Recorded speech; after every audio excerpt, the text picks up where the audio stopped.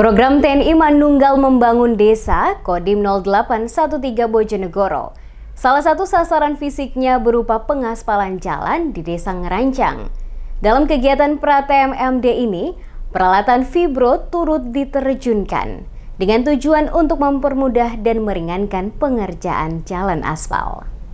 Salah satu sasaran fisik program TNI Manunggal Membangun Desa reguler ke-100, Kodim 0813 Bojonegoro di Desa Ngerancang adalah pembangunan jalan aspal.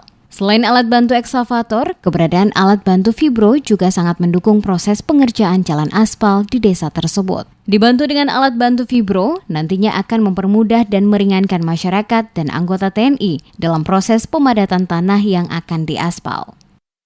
Hari ini penurunan alat berat fibro yang nanti digunakan untuk pengerasan jalan. Setelah itu akan kami kasih biskos, dilanjut pengerasan jalan lagi supaya saat pengaspalan jadi bagus dan tidak ada kendala di kemudian harinya.